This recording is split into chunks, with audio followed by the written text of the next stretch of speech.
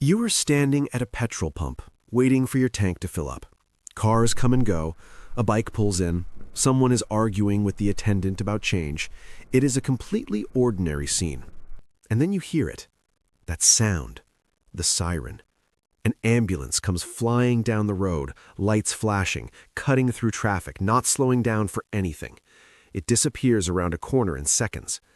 And for just a moment, a thought crosses your mind. When was the last time you actually saw an ambulance stop for fuel? You see them everywhere. They run all day, all night, every single day of the year. They must use enormous amounts of fuel. So where do they fill up? Why do you never see one at a petrol pump like every other vehicle on the road? It seems like such a simple question, but when you actually stop and think about it, you realize you have no idea. And that gap, that small blind spot in something so ordinary, is worth exploring. To understand this properly, it helps to go back to where ambulances began. The earliest versions of what we call ambulances were horse-drawn carriages used on battlefields in the early 1800s.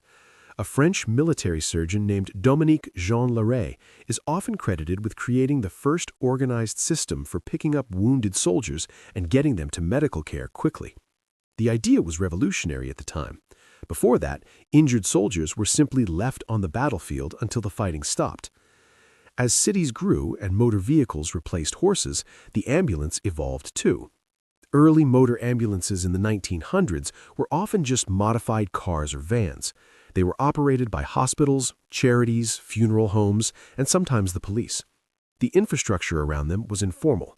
A driver might fill up at any petrol station, just like anyone else. But as emergency medical services became more organized, more professional, and more critical to city life, the systems around them became more organized too. And one of the things that changed quietly, without most people ever noticing, was how and where these vehicles got their fuel. Most people, if they think about it at all, assume one of two things. Either ambulances stop at petrol pumps during quiet moments, maybe late at night when no one is watching, or they somehow run on some special fuel system that regular vehicles do not use. Neither assumption is quite right. The truth is much more practical, and once you hear it, it makes complete sense. Ambulances, along with fire trucks, police vehicles, and other emergency service vehicles, are typically fueled at dedicated depots. These are secure, private fueling stations located at or near the stations where the vehicles are based. An ambulance returns to its base between calls, and part of that routine is keeping the vehicle fueled, checked, and ready to go at any moment. This system exists for several very good reasons. The first is time. An ambulance that is sitting at a petrol pump is an ambulance that cannot respond to an emergency. Every minute spent at a fuel station is a minute where someone who needs help might not get it. By fueling at a dedicated depot during downtime, the service ensures that the vehicle is always ready the moment a call comes in. The second reason is cost and accountability. Emergency services operate on public funds. Having dedicated fuel depots means the fuel usage can be tracked precisely, costs can be controlled, and there is no risk of misuse. Every liter is accounted for. The third reason is safety. Petrol pumps are public places. An ambulance sitting at a pump out of service could create confusion. People might approach it. It might block the pump for regular customers. And in a genuine emergency, it would need to leave immediately, which creates its own set of problems at a busy forecourt. There is also a very practical mechanical side to this. Modern ambulances are not just transport vehicles. They are essentially mobile medical units with power-hungry equipment running constantly. Many are diesel-powered specifically for efficiency on long operational hours. The fueling schedules are planned as part of vehicle maintenance, not left to chance. So, why do most people never know this? Because it happens behind the scenes, at places the public never sees.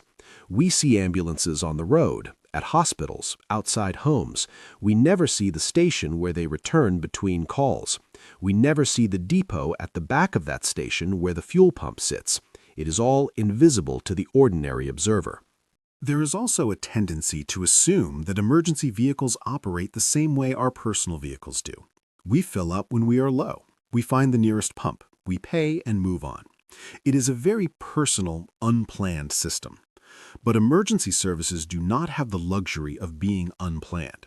Everything about how they operate is structured, scheduled, and designed to remove uncertainty. That is the key difference. Your car can afford to run low on fuel and find the nearest station.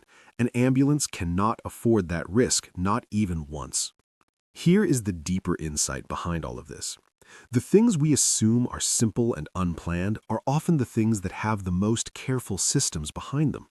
An ambulance appearing at just the right moment feels almost miraculous, but that miracle is built on thousands of small, invisible decisions made before the siren ever turned on. Fueling is just one of them, but it is a perfect example of how preparation is what makes speed possible. The ambulance is fast on the road because everything else has already been taken care of before it leaves the station. Readiness is not an accident. It is a system. If this gave you a new appreciation for something you pass by every day without a second thought, go ahead and like this video. Share it with someone who has ever watched an ambulance fly past and wondered the same thing. And if you enjoy discovering the quiet, careful logic behind the things we take for granted, subscribe. The world is full of systems working perfectly in the background, and there is always one more worth understanding.